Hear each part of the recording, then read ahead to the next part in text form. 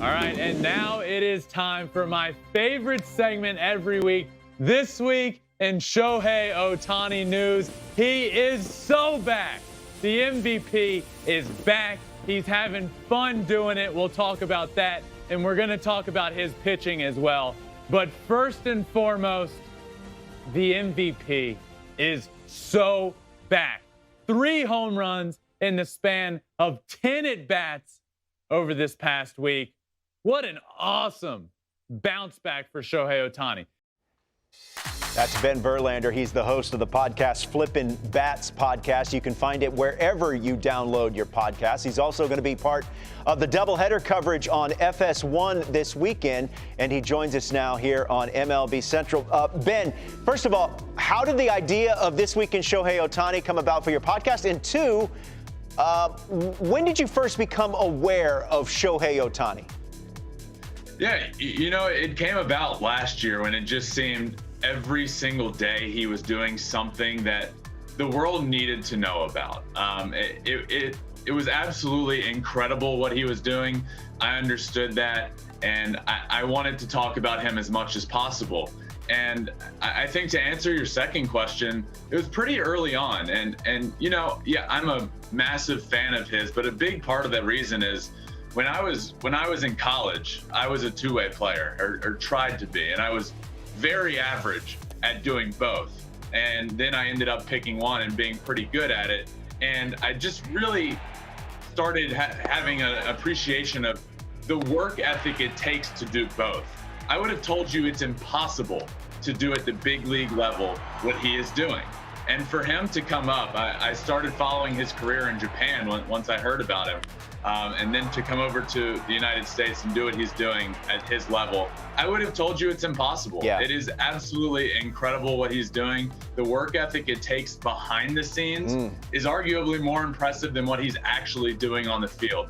So I just wanted to have a platform where I appreciate him and let everybody know, okay, yes, this is what he's doing and it's really good, but this needs to be appreciated while it's happening because it's absolutely incredible. Oh, it really is. I mentioned you're going to be part of the coverage. FS1 has a doubleheader this weekend. Couple of interesting series, Angels and White Sox, and then Phillies and Mets. What jumps out at you in those 2 series between those 4 teams?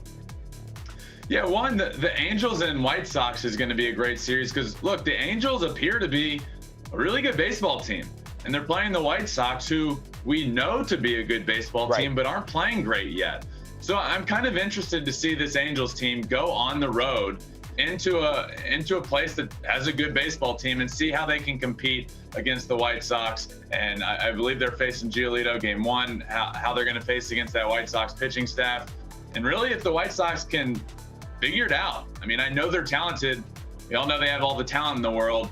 They keep getting bit by the injury bug, which just is awful for them. I feel bad for them, but they're a very talented team. They need to figure it out.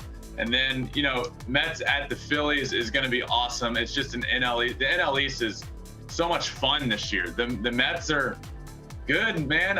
For so long, we've been hearing the Mets are going to Met. I'm tired of it. This Mets team is so good. They're complete. They're real. Steve Cohen will do whatever it takes for this team to win. The Phillies are going to be good. They absolutely rake. So the Mets are going to Philly. Small stadium. Balls are going to be flying out of the yard. I'm excited to see the Mets' really good pitching staff against the Phillies' incredible offense. That's what I'm looking for there. Yeah, all 3 games going to be at night. Queens will be rocking this weekend as they'll wrap up on Sunday Night Baseball, Phillies and Mets. Big picture, Ben, what has surprised you the most thus far?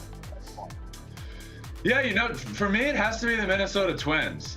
They obviously get the signing of Carlos Correa, and it kind of surprised a lot of people. Obviously, the signing surprised a lot of people that Carlos signed there. But it was like, are the Twins really going to be that good? I don't know. And then to start the year, it's a little shaky, and now they've rattled off 7 wins in a row.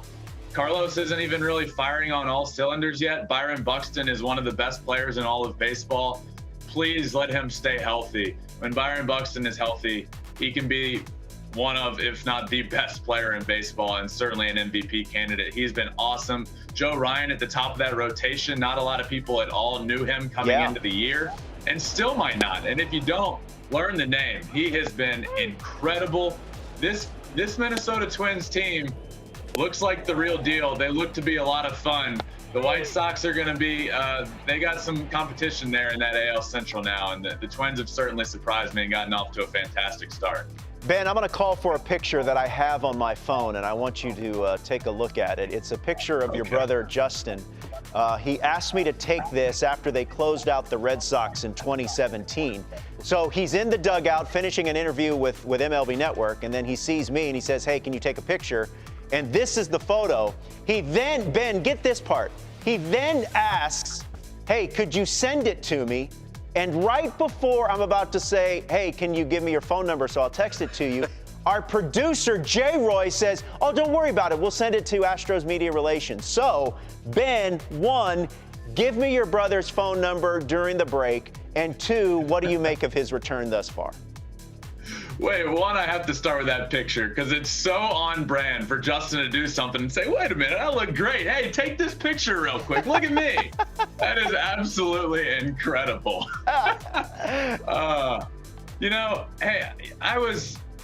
it's incredible, man. Watching what he did yesterday, it's been so cool to watch him. You know, I just turned 30 and he's 39. So since the day I was born, all I've known is watching Justin pitch. And yesterday, seeing him back out on the mound again, throwing awesome.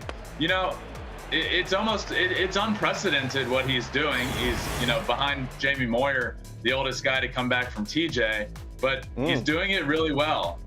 He has a 1.7 ERA, 26 innings, 28 punch outs. And, it doesn't surprise me in the least bit. And, it's pretty incredible. And to see the work he put in behind the scenes to get back, I know the baseball player he is. I know his drive. I know how much this means to him.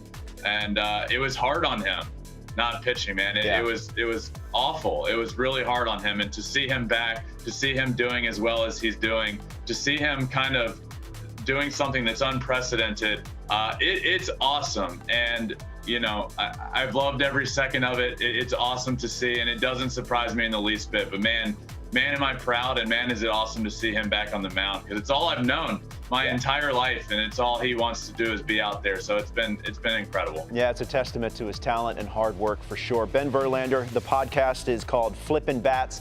Find it wherever you find podcasts. He's part of the FS1 doubleheader coverage this weekend, and you can see him stream MLB The Show just about daily on his Twitch page. Ben, I want my rematch. You got me last time, but we'll have to do it again sometime soon.